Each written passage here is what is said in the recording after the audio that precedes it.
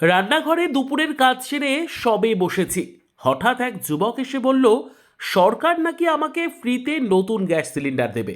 কে জানতো হাত বাড়িয়ে নতুন কিছু পাওয়া তো দূর, ঘরের পুরনো সম্বলটুকুও সে এভাবে কাঁধে করে নিয়ে চম্পট দেবে।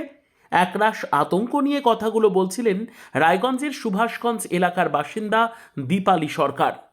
তা তো নিতে হবে। তখন আমি বললাম কি আমার তো গ্যাস আছে ঘরে, এখন গ্যাস নিব না। বলে কি ফ্রি গ্যাস আসছে, নিবেন না? হ্যাঁ, সবাই নেয়, তাহলে আপনি নিবেন না, এই কথা বললো। তখন বললো কি আপনি কি গ্যাস? আমি বললাম কি যে ভারত না ইন্ডিয়া, আমি তো বলতেও পারবো না, ইংলিশে লেখা। তা দেখেন, উনি বললো দেখাও দেখাও। তারপরে ঘরে গেল, রান্নাঘরে গেল, আমিও রান্নাঘরে গেলাম।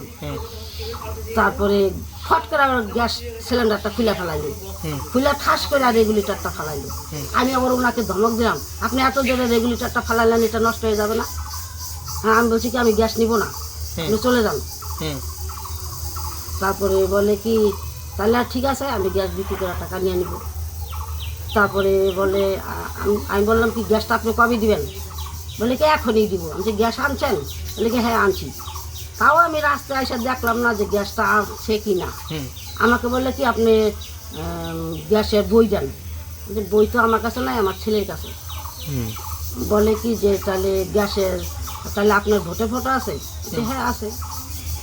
তারপরে বলছি ভোটের ফটোটা আনেন।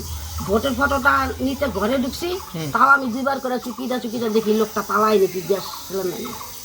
তারপরে খুঁজতে খুঁজতে আমি যে কি ঘরে আছেন তো, কোনো আওয়াজ নাই।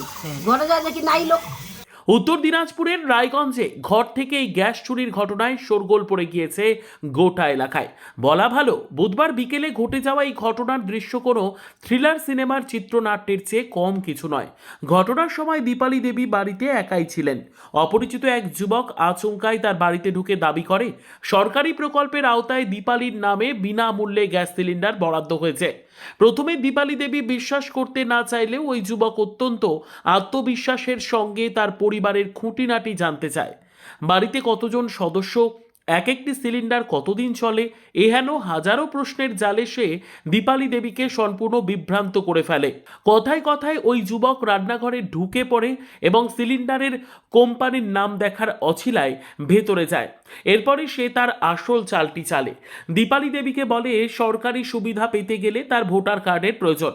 কার্ডটি আনার জন্য দীপালি দেবী পাশের ঘরে যাওয়া মাত্রই সুযোগের সদ্ব্যবহার করে ওই যুবক কোনো কিছু বুঝে ওঠার আগেই ভরা সিলিন্ডারটি কাঁধে তুলে নিমেষের মধ্যে চম্পট দেয় সে। দীপালি দেবী কার্ড নিয়ে ফিরে এসে দেখেন রান্নাঘর খাঁ খাঁ করছে আর আগন্তুক উধাও। একজন আসছে ঘরে, আচ্ছা, আর একজন রাস্তায় দাঁড়ায় ছিল বলে সবাই বললো। তারপরে শেষে কি করলো?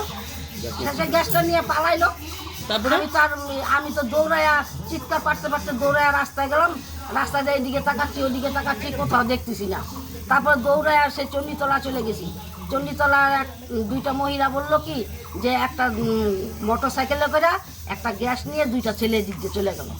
ঘটনাটি জানাজানি হতেই সুভাষগঞ্জ এলাকায় তীব্র আতঙ্ক ছড়িয়েছে। জানা গেছে ওই যুবক এলাকার আরও কয়েকটি বাড়িতে হানা দিয়েছিল, কিন্তু সেখানে লোকজন থাকায় সে সফল হয়নি। একা পেয়েই দীপালি দেবীকে লক্ষ্য বানায় ওই ধুরন্ধর প্রতারক। পুলিশ ঘটনার তদন্ত শুরু করেছে। Bureau report, digital news Bangla.